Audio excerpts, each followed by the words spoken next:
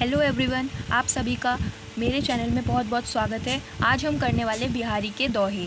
तो जैसा कि मैंने आपको कवि परिचय समझाया था, जिसमें मैंने आपको बताया कि बिहारी के दोहे और किसने लिखे हैं, बिहारी जी ने लिखे हैं, बिहारी लाल, और उनका पूरा परिचय मैंने आपको समझाया था। ठीक है, आज हम बिहारी के दोहे एक एक करके समझेंगे। तो इसमें टोटल आपके 10 दोहे हैं, एक एक करके उनको समझेंगे। और ये ध्यान रखें कि ये जो लैंग्वेज है, ये जो भाषा का प्रयोग किया गया है इनके दोहों में, तो वो ब्रज भाषा है। आपसे एमसीक्यू में पूछा जा सकता है कि कौन से भाषा में ये सारे दोहे लिखे हुए हैं, तो आप लिखेंगे ब्रज भाषा। ठीक है, अगर आपने मेरा चैनल अभी तक सब्सक्राइब नहीं किया सो प्लीज़ कर लेना, क्योंकि ये चैनल आपके लिए बहुत ही ज़्यादा महत्वपूर्ण होने वाला है, जिसमें आज और आगे जाके आपको वीडियोस मिलेंगी।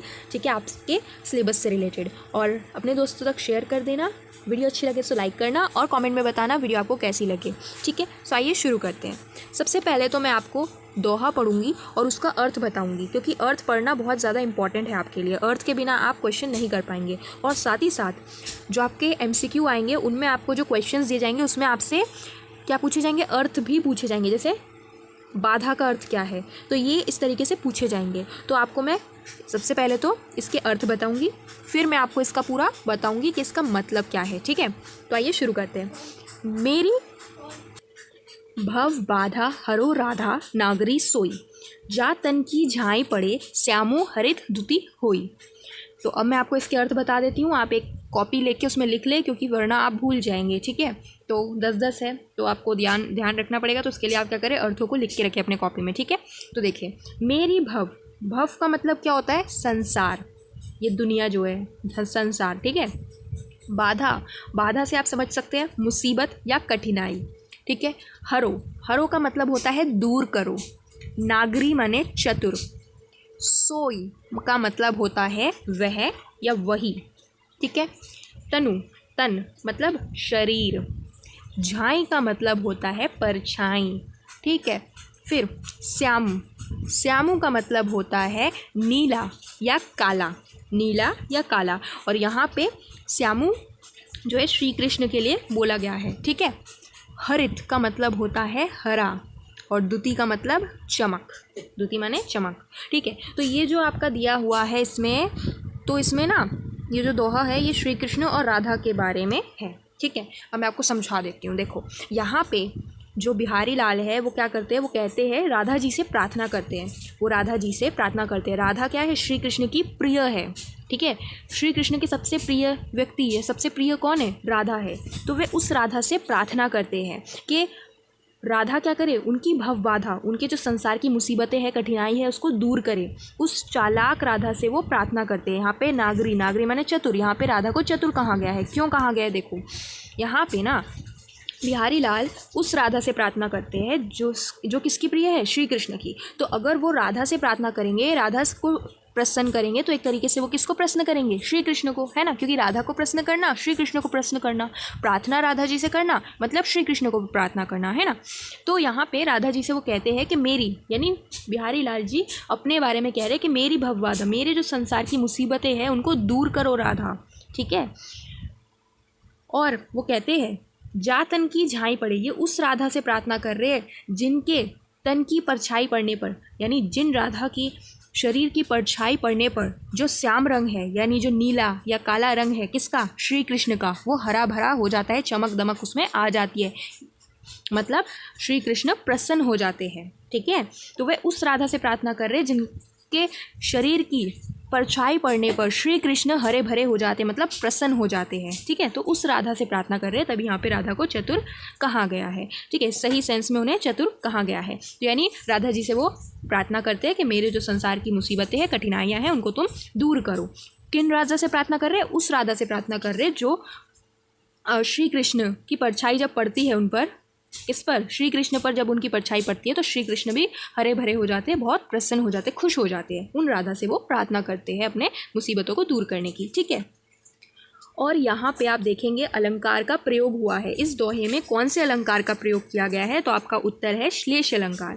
श्लेष का मतलब होता है चिपकना। जब एक ही शब्द में कई सारे अर्थ चिपके हुए हो, एक से ज़्यादा अर्थ चिपके हो, तो वहाँ पे श्लेष अलंकार होता है। अब जैसे आप देखेंगे यहाँ पे श्यामू, श्यामू में 2 अर्थ छिपे हुए हैं, वर्ड एक है, शब्द एक है ना, लेकिन अर्थ दो दो है इसमें। श्यामू का मतलब यहाँ पे होता है नीला, श्यामू का दूसरा मतलब होता है काला, और श्यामू यहाँ पे श्री कृष्ण को भी बोला गया है। तो यानी एक शब्द में तीन तीन अर्थ छिपे हैं, एक शब्द में तीन तीन अर्थ छिपे। तो जहाँ पे ऐसा होता है वहाँ पे श्लेष अलंकार। तो आपसे पूछा जा सकता है, आपको ये पूरा दे देंगे दोहा और बोलेंगे कौन सा अलंकार का यहाँ पे प्रयोग किया गया, तो आपका उत्तर होगा श्लेष अलंकार। ठीक है।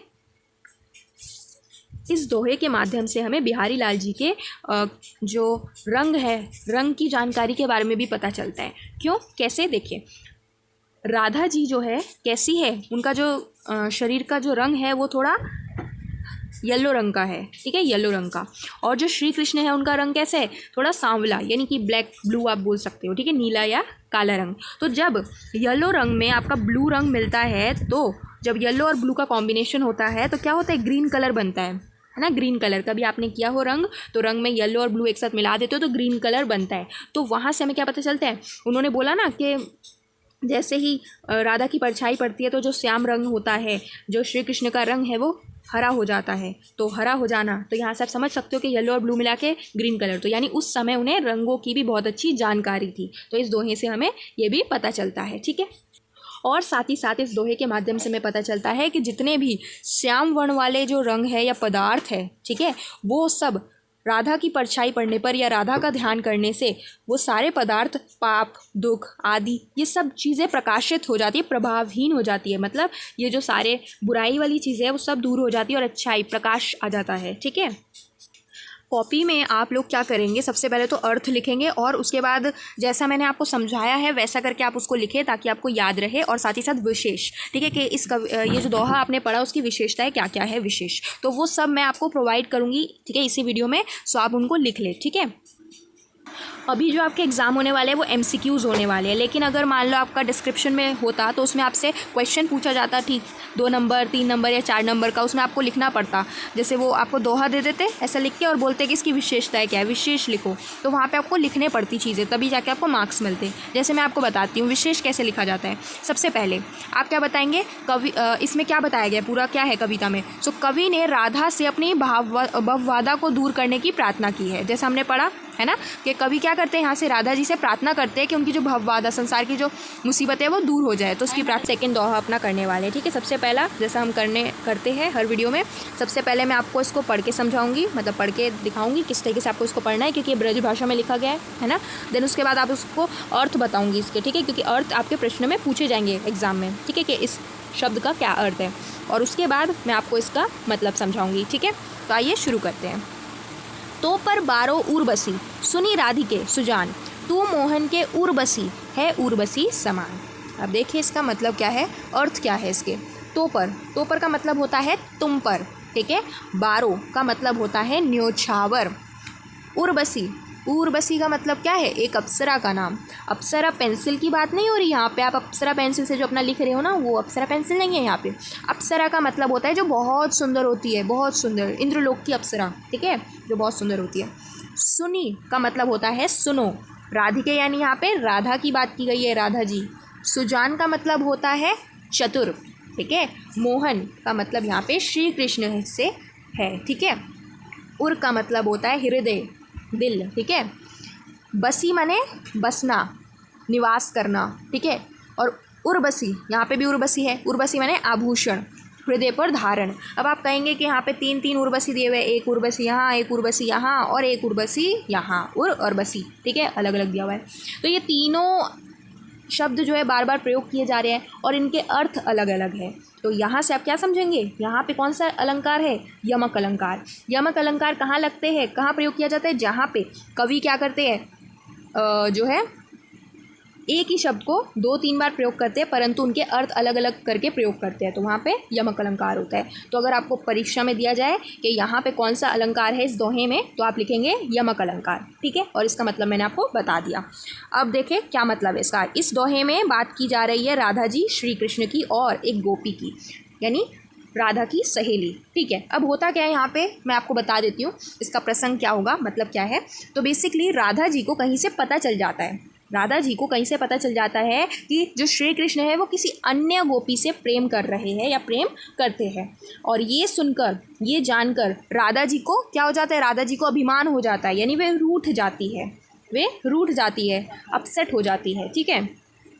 जब किसी प्रेमिका को पता चलता है कि उसका प्रेमी किसी और से प्यार कर रहा है तो उसे तो बुरा लगेगा, तो ठीक वैसा ही है ना। तो अब क्या होता है, राधा की जो सहेली है वो उसे समझाती है कि राधा तुम उदास मत हो, ठीक है, तुम रूठो मत। क्यों? क्योंकि तुम उर्वशी के समान हो, तुम पर बहुत सारी उर्वशियों को न्यौछावर किया जा सकता है, मतलब तुम बहुत सुंदर हो, बहुत सुंदर, ठीक है। और तुम मोहन के मतलब श्री कृष्ण के, तुम श्री कृष्ण के हृदय में बसी हुई हो और उर्वशी समान हो, मतलब हृदय में धारण करने वाले आभूषण के समान हो, ठीक है। और तुम बहुत ज़्यादा प्रिय हो, तुम बहुत ज़्यादा करीब हो किसके? श्री कृष्ण के, ठीक है। तो इस तरीके से वो समझाती है उसकी सहेली राधा जी को, ठीक है। तो यहाँ राधा जी को माननीय नायिका माना गया है। माननीय यानी जो कि अभिमान करती है ना। तो अभिमान कौन करती है? राधा जी। तो इसलिए यहाँ पे उनको माननीय नायिका माना गया है, ठीक है। वे क्या चाहती है राधा जी कि जो श्री कृष्ण है वो सिर्फ और सिर्फ उन्हीं से प्रेम करे। तो देखो, तो पर बारो उर्वशी सुनी राधिके सुजान, मतलब यहाँ पे जो सखी है राधा की वो कहती है सुनो तुम पर न्योछावर करी जा सकती है उर्वशी, मतलब जो राधा की सखी है वो राधा से कहती है कि तुम्हारी सुंदरता इतनी ज़्यादा है कि तुम्हारे ऊपर उर्वशी नाम की सौंदर्यता है उसको न्योछावर किया जा सकता है, ठीक है। लिखा है ना बारो माने न्योछावर करना, है ना। उर्वशी मैंने आपको बताया था अप्सरा, तो जो अप्सरा है जो इतनी सुंदर है उसको भी तुम पर न्योछावर किया जा सकता है। तुम इतनी सुंदर हो, ठीक है राधिके, तुम इतनी सुंदर हो, राधा तुम इतनी सुंदर हो कि तुम पर उर्वशी के सौंदर्यता को न्योछावर किया जा सकता है, ठीक है। फिर वो क्या कहती है, तू मोहन के उर्वशी का मतलब क्या? तुम मोहन यानी श्री कृष्ण के, उर माने हृदय, तुम श्री कृष्ण के हृदय में बसी हुई हो, ठीक है। और तुम धारण करने वाले आभूषण के समान हो, हे उर्वशी समान, मतलब तुम एक आभूषण जैसा धारण किया जाता है ना हृदय में, मतलब गले में, ठीक उसी तरीके से तुम इतनी सुंदर हो, तुम इतनी प्रिय हो श्री कृष्ण के कि तुम वो जो श्री कृष्ण है उनके दिल में बसी हुई हो, एक आभूषण के समान।